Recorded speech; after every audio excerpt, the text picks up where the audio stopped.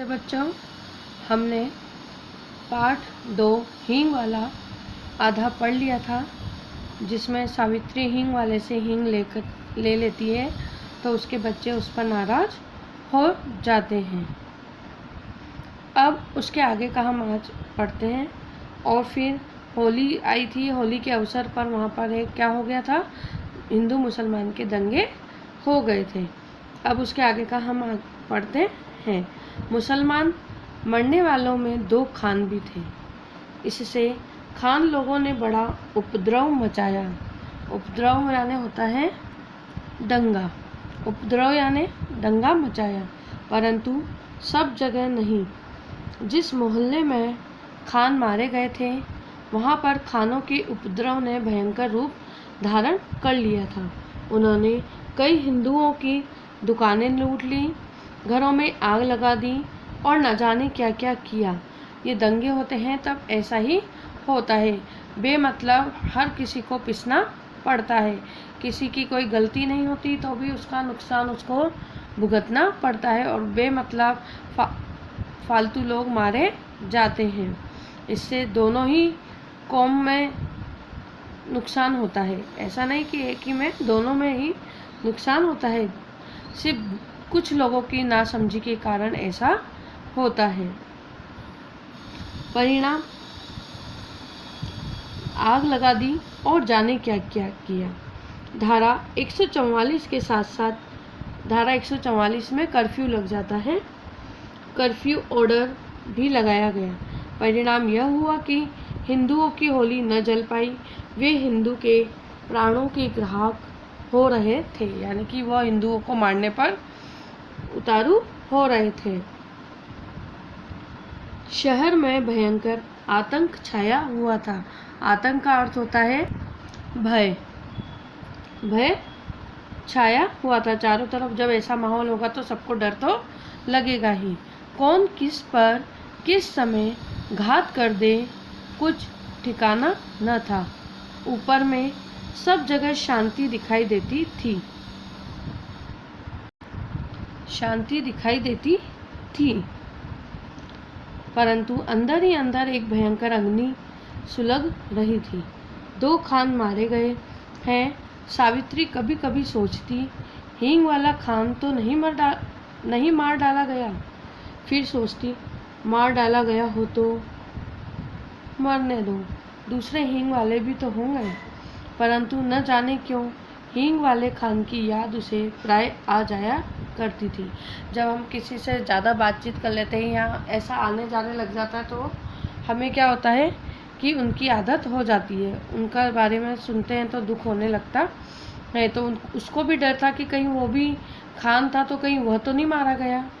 एक दिन सवेरे सवेरे सावित्री उसी मोलश्री के पेड़ के नीचे चबूतरे पर बैठी थी। स्कूल की छुट्टी थी। तीनों बच्चे पास खेल रहे थे। सावित्री ने सुना उसके पति किसी से कड़े स्वर में कह रहे हैं, क्या काम है, भीतर मत जाओ, यहाँ आओ। जब वो सोच रही है, जब वो हींग वाला आने लगा था उस बारे में उत्तर मिला, हींग है, हींग, हेरा हींग। और खान तब तक आंगन में सावित्री के सामने पहुंच चुका था। खान को देखते ही सावित्री ने कहा, बहुत दिनों में आए खान, हींग तो कब की खत्म हो गई। खान बोला, देश कू गया था अम्मा, परसों ही लौटा हूँ। सावित्री बोली, यहाँ तो हिंदू मुसलमान में बहुत जोरों का दंगा हो गया है। बहुत दिन बाद फिर वो आता है। तब खान बोला, सुना समझ नहीं है लड़ने वालों में। वो बोल रहा है कि हाँ, ये जो लड़ते हैं उनमें समझ नहीं है, सब फालतू की बातों पर लड़ाई झगड़े करते हैं। दोनों कानों पर हाथ रखते हुए खान बोला, सॉरी मैं एक लाइन भूल गई। सावित्री बोली, खान, दंगे की बात सुनकर भी तुम हमारे घर चले आए, तुम्हें डर नहीं लगा। दोनों कानों पर हाथ रखते हुए खान बोला, ऐसी बात मत कहो अम्मा, बेटे को भी क्या कभी माँ से डर हुआ है। वह बोलता है कि आप तो मेरी माँ जैसी हैं, क्या आपसे मुझे डर लगेगा। जो मुझे होता है और इसके बाद ही उसने अपना डिब्बा खोला और छटाक हींग तोलकर सावित्री को दे दी। चिल्लहर दोनों में से किसी के पास न थी। चिल्लर यानी खुले पैसे। खान ने कहा, फिर आकर पैसा ले जाएगा। सावित्री को सलाम करके वह चला गया। उसके पास खुले पैसे नहीं थे तो उसने कहा कि मैं बाद में आकर आपसे पैसे ले जाऊंगा। दशहरा हिंदुओं का बड़ा त्यौहार है। होली पर दंगा हो चुका था। अभी किसी प्रकार के दंगे की आशंका न थी। शहर में सब जगह पूर्ण शांति थी। हिंदू होली न जला सके थे, इसलिए भरे तो बैठे ही थे। दशहरा वे दूसरे उत्साह के साथ मनाने की तैयारी में थे। हिंदुओं में खूब उत्साह था। 4 बजे शाम को काली का जुलूस निकलने वाला था, यानी कि दुर्गा माँ का जो नवरात्रे होते हैं उसमें। पुलिस का काफ़ी प्रबंध था। किसी भी प्रकार के दंगे की आशंका न होते हुए भी सावधान रहने की जरूरत थी। सावित्री के बच्चों ने कहा कि हम भी काली का जुलूस देखने जाएंगे। बच्चे जिद करने लगे कि हम भी जुलूस देखने जाएंगे, पर सावित्री के पति शहर से बाहर गए थे। सावित्री स्वभाव से ही कुछ भीरू थी, यानी डरपोक थी। फिर भला बच्चों को जुलूस कैसे भेज दे जबकि पति भी घर में नहीं है। उसने बच्चों को पैसों का, खिलौनों का, सिनेमा का न जाने कितने प्रलोभन यानी लालच दिए, पर बच्चे न माने सो न माने। जब हमको भी किसी चीज़ की जिद्दी आ जाती तो हम किसी की भी बात नहीं सुनते, इसलिए बच्चों को भी बस जुलूस में जाने था, इसलिए उसने कोई से भी लालच उनको नहीं अच्छे लगे। नौकर शामू स्वयं जुलूस देखने को बहुत उत्सुक हो रहा था। उसने कहा, भेज दो ना माँ जी, मैं अभी तो दिखाकर लिया आता हूँ। उसको भी जुलूस में जाना था तो वो भी बच्चों के साथ जाने को तैयार हो गया कि मैं दिखा के ले आता हूँ। मोहल्ले के और भी तो लोग गए हैं।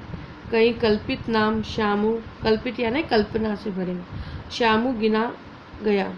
अब बच्चों ने और भी जोर पकड़ा। उनका एक समर्थक, उनका साथ देने वाला भी तो बढ़ गया था ना। लाचार इच्छा न होते हुए भी सावित्री को काली का जुलूस देखने के लिए बच्चों को भेजना पड़ा। बच्चों के सामने वो हार गई, परंतु उसने बार बार शामू को ताकीद कर दिया, यानी ताकीद का अर्थ होता है कि बार बार किसी को बोलते रहना। बार बार वो बोल रही थी कि इनका ध्यान रखना कि दिन रहते ही बच्चों को लेकर लौट आवे। रात नहीं होनी चाहिए, दिन में ही इनको फटाफट ले आए। बच्चे तो खुशी खुशी काली का जुलूस देखने गए और उधर बच्चों को भेजने के साथ ही सावित्री के प्राण जैसे मुरझा गए। अब बच्चों को भेज तो दिया, लेकिन सावित्री क्या थी, बहुत ज़्यादा परेशान हो गई। अब वह थी और उसका साल भर का गोदी का बच्चा। बच्चों को भेजने के साथ ही सावित्री उनके लौटने की प्रतीक्षा करने लगी, किंतु देखते देखते दिन ढल गया, अंधेरा बढ़ने लगा, पर सावित्री के बच्चे न लौटे। अब सावित्री के भीतर से चैन थी न बाहर। वह घबराई हुई बच्चों को भेज देने की अपनी मूर्खता पर पछताते हुए कभी भीतर जाती, कभी बाहर आती। इतने में कुछ आदमी सड़क पर भागते हुए जान पड़े। वह दौड़कर बाहर गई। उन आदमियों से पूछा, ऐसे क्यों भागे क्यों जा रहे हो? काली का जुलूस तो निकल गया ना। अब उसको परेशानी हो रही थी, चिंता बढ़ गई थी, क्योंकि उसने भेज तो दिया लेकिन वो मन ही मन उदास हो रही थी। और फिर बच्चे इतना लेट हो गए थे तो भी उसको टेंशन होने लगी थी, चिंता होने लगी थी। एक आदमी, दंगा हो गया माँ जी, दंगा, बड़ा भारी दंगा, कहता हुआ आगे बढ़ गया। सावित्री के हाथ पैर जैसे ठंडे पड़ गए। इसी समय कुछ लोग और तेजी से जाते हुए दिखे। सावित्री ने उन्हें भी रोका। उन लोगों ने कहा, दंगा हो गया है, मस्जिद के पास पुलिस ने गोली चला दी है, लाशों के मारे सड़क बंद हो गई है, हजारों आदमी मर गए हैं। अब तो उसको और डर लगने लगा कि कहीं मेरे बच्चों को कुछ न हो जाए। अब सावित्री क्या करे? उन्हीं में से एक ने कहा, भाई मेरे बच्चों की, उन्होंने कहा, जो लोग भाग रहे थे, सावित्री ने उनसे कहा, मेरे बच्चों की खबर ला दो। 2 लड़के हैं, 1 लड़की, मैं तुम्हें मुंह मांगा इनाम दूंगी। एक देहाती ने जवाब दिया, का हम तुम्हारे बच्चन का पहचानती हैं माँ जी? उन्होंने कहा कि हम एक आपके बच्चों को नहीं पहचानते हैं माँ जी। फिर जान से प्यारा कुछ नहीं हो, जान से प्यारा कुछ भी नहीं होता है, क्योंकि जहाँ इतनी गोलियाँ चल रही हैं वहाँ कौन उनको ढूंढने जाएगा। घोड़ा दौड़त है न मरण को जाए, इनाम देव चाहे खजाना उलट दो, कोई ना जाए। चाहे आप कितना भी हमको पैसा दे दो, लेकिन वहाँ कोई नहीं जाएगा, क्योंकि सबकी जान क्या है, खतरे में पड़ी है। सावित्री और वे चले गए। सावित्री सोचने लगी, सच तो है इतनी भीड़ में भला वे देहाती मेरे बच्चों को खोजते भी कैसे। उनसे बच्चों की खबर लाने के लिए कहना ही भूल थी, पर करे भी तो क्या करें। साल भर के गोद के बच्चे को वो न तो छोड़कर जा सकती थी न लेकर। मोहल्ले पड़ोस में भी ऐसा कोई नहीं जिसे वह भेज दे। उसे रह रहकर अपने पर क्रोध आ रहा था। आखिर उसने बच्चों को भेजा ही क्यों? वे तो बच्चे ठहरे, जिद तो करते ही, पर भेजना न भेजना तो उसी के हाथ की बात थी। अगर वह न भेजती तो क्या बच्चे ज़बरदस्ती चले जाते? और वह शामू जब देखो अपनी टांग अड़ा देता है। अभी दिखा कर लाता हूँ माँ, और उसका अभी तक हुआ ही नहीं। सावित्री पागल सी हो गई। उसे रह रह कर लाशों के बीच अपने बच्चों भी तड़पते दिखाई पड़ते। बच्चों की मंगल कामना के लिए उसने देवी देवता मना डाले। शोरगुल बढ़कर शांत हो गया। रात के साथ साथ नीरवता बढ़ती चली गई, शांति बढ़ती चली गई। पर उसके बच्चे लौट कर न आए। अब शायद उसके बच्चे लौट कर न आएंगे। सावित्री हताश होकर सोए हुए बच्चे के पैताने जाकर गिर सी पड़ी और फूट फूट कर रोने लगी। उसका बच्चा वहाँ छोटा सोया हुआ था, उसके वहाँ पर बैठकर फूट फूट कर रोने लगी कि अब शायद मेरे बच्चे कभी वापस नहीं आएंगे। इसी समय उसे ऐसा जान पड़ा जैसे कोई गाड़ी आकर उसके दरवाजे पर रुकी हो, और उसे वही चिर परिचित स्वर सुनाई पड़ा, अम्मा। सावित्री दौड़कर बाहर गई। उसने देखा उसके तीनों बच्चे खान के साथ सकुशल लौट आए हैं। खान ने सावित्री को देखते ही कहा, बखत समय अच्छा नहीं अम्मा, बच्चों को ऐसी भीड़ भाड़ में बाहर न भेजा करो। फिर सावित्री को खान से ही मालूम हुआ कि दंगा जरूर हो गया था। झूठे फायर भी पुलिस को करने पड़े, पर मरा कोई नहीं। कुछ लोग घायल जरूर हुए, पर पुलिस की गोली से नहीं, पत्थरों से। अब सब जगह शांति है। बच्चे दौड़कर सावित्री से लिपट गए। छोटे ने कहा, अम्मा खान बहुत अच्छा है। शामू तो हमें दंगा होते ही छोड़कर भाग गया। खान ने ही हमें बचाया, नहीं तो हमें भी चोट आती।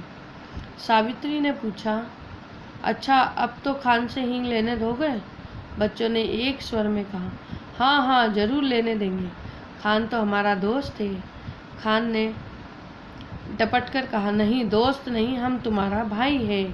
भाई कहानी है सुभद्रा कुमारी चौहान। इसीलिए कहते हैं बच्चों ज़्यादा जिद्दी नहीं करनी चाहिए। जब बड़े कुछ कहते हैं तो आपकी भलाई के लिए ही कहते हैं। जिद्द करने से क्या होता है, नुकसान ही होता है। अब इसके आप शब्दार्थ लिख लेना, प्रश्नोत्तर में अगले मैं PDF भेज दूंगी। धन्यवाद।